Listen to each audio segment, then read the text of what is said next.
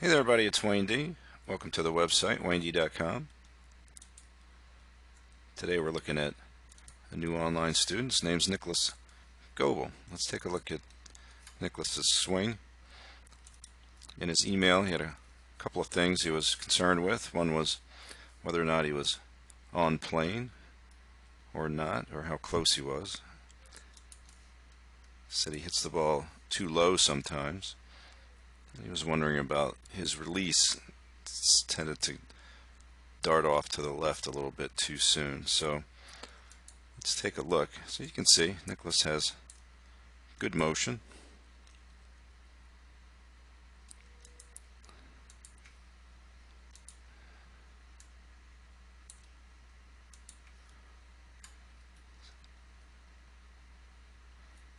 Alright, so let's slow it down and we'll see what we can come up with.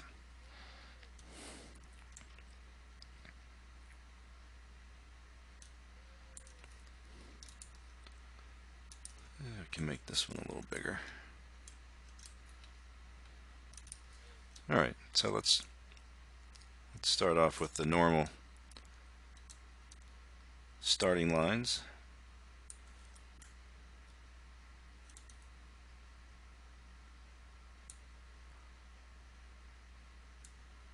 Remember that we always want to identify the initial conditions, which is really where are you at address, and then you can see where the movement goes and at what time during the swing the movements are happening.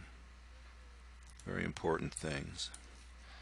We aren't measuring angles, we're just looking to compare side by side and eventually see if there's progress made, based on the suggestions. So let's look at the face on first. We'll stick with the iron.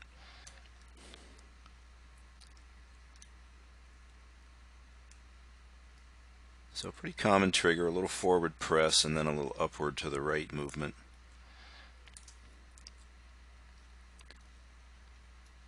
Now when you start to see the right arm under the left that early, we'll pretty sure that left arm is rolling a little too much in the backswing. We'll see that clearly from down the line. So a couple things here for Nicholas to think about. Lifting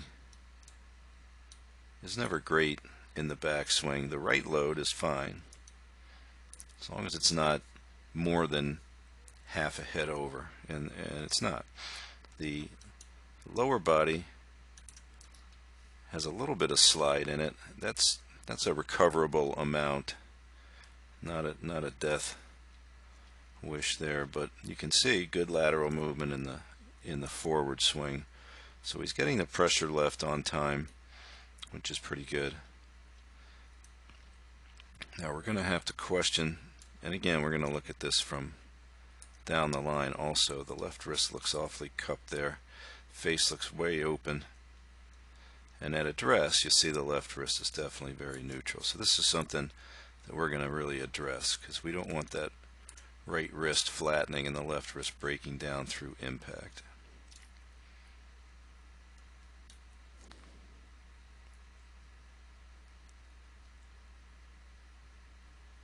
Alright, so let's look at that down the line move. Now here's something we can improve on right away, is the takeaway. So when the body is lifting a little bit and the left arm is rolling out, that all can be fixed up a little bit. What we want to feel here, Nicholas, is we want to get the sense that in the backswing, I would say let's make sure the elbows feel slightly bent at address. We'll try to get the club to maybe lean a little less forward. So maybe we want some of the club to appear like it's up in between your arms, because when you take this thing back, and what you can do is you can you can stick a T or something in the at the end of the grip, and what you want to see as you go back right off the bat here. So we don't want the shaft getting on that side of the arms. Right here we'd rather have the shaft somewhat in between the arms, which would mean we're talking about more of a one-piece takeaway where we don't roll the left arm out. So we want the shoulder turn. When you try to stay down in your posture here, we would like that shoulder turn not to raise up and flatten off like it did here. So if you go to the website and look at the video on the takeaway, what we're going to try to do is try to keep the hands moving through their original position. So we want the hands to stay in the circle instead of lifting up and out and rolling the club low to the ground. So that type of takeaway, normally when it gets up around P3, we're going to roll the club flat here. So when we talk about whether or not the swing is following a little more closely to the plane during the swing, of course there's always a shaft plane at address because that's where your club is. And then as you get to left arm parallel, when I draw the line from the ground where the shaft was up through the grip, the shaft would be on plane if it was still pointing at that place where the shaft started, which is always inside the ball because obviously the ball's right behind the middle of the club face, which is not where the shaft meets the ground. So as the arms roll the club, it gets a little flat. Now from that flat position, it comes up onto the plane. You can see it's going to pass right through that line that I drew, which means it's right on plane now. So by the time it gets to the top, it has pretty much recovered, but there's a lot of lifting going on here.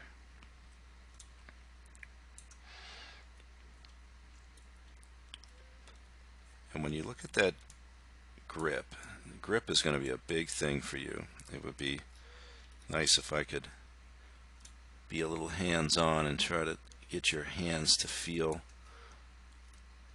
a little more of what they should be doing. You've got the thumb and forefinger here clawing the grip. So when I say that, that means that they reach around. So you can see the thumb sort of hanging off there. So that left wrist is actually in pretty decent shape, neutral up here. But one thing to understand, when that club comes down, you cannot hit the ball with the left wrist cupped like this without throwing the club to square it, because you cannot drag a cupped wrist past impact because the face would be pointing almost sideways. So in order to hit the ball with the wrist bent back this way, we have to be releasing the right to close the face. So the alternative to that is as we start down, and you can see that it's not that you have massive throwaway starting down. We still have some angle retained in here. But what we need to do now is start to add flexion to the left wrist. You could call it bowing, turning the knuckles down, but we need to take this right here and flatten it off and see if we can get the hands more forward on the approach. So when you look at it from here,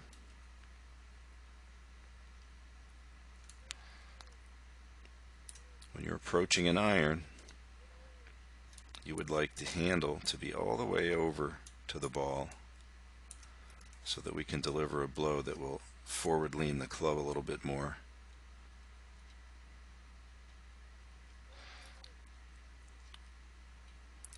big problem here is going to be this left wrist breaking down. But the thing is, it didn't really have a chance not to look like that, because on the downswing it stayed cupped the whole time. Now you're doing a great job of keeping the hips back in the box. The club is really approaching. If it was bending back here, that shaft would not have a tendency to sneak out there. Think about that. So right now, if the left wrist was that way, that club would, you could move that club right back behind your hands and approach a little bit more from the inside. You would also be letting the club trail better. It would de-loft. We could lean the club forward, but since it's coming slightly from the outside with the left wrist still cupped, the right hand has to really throw hard, and as you go through, everything is going to drag way off to the left. Now another thing that I want you to watch for, and it's just a good idea in general, at the end of the swing, let's go back to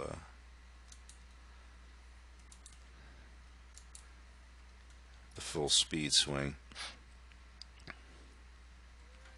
and look at the down the line version of this. So this is where we'll see what the grip is doing. So let's watch the grip at the end of this swing. So if you look at this right here, it's the whole thing has come apart. So in general, what I want you to try to feel is that when you take your grip,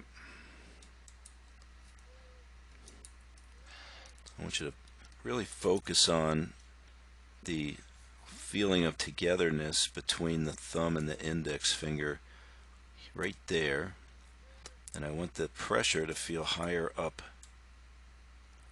in the V.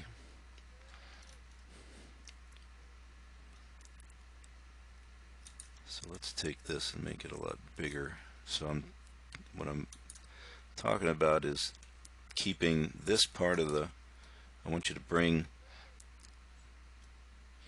keep this finger triggered down the shaft a little bit, and try to keep the thumb and the index finger squeezed up here.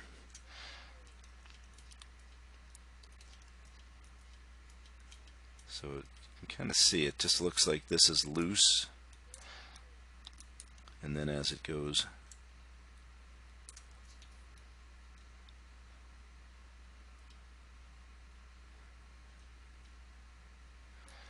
there's a better close-up picture of this where this is all broken down, and you can see the right index finger is climbed underneath the club. The thumb is way over to the side here. And then as it finishes,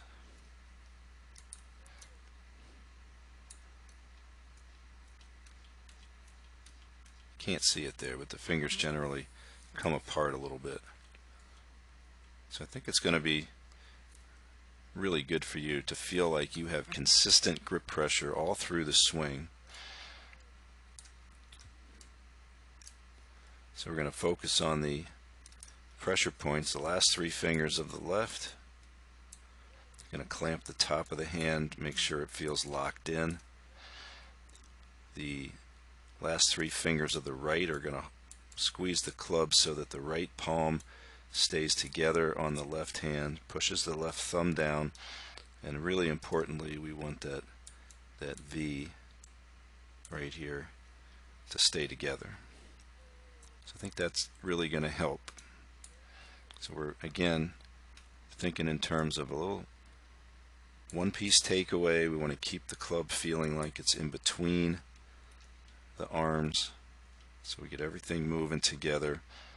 And as you do that, you just want to stay down into the ground so we don't hoist, we don't lift up and roll the left shoulder. So this is where I think having that thumb and forefinger together are going to be very helpful. But big thing I think that will really help is understanding that by the time you get down toward the ball, that left wrist cannot stay extended or bent back. You have to bow it down. All right.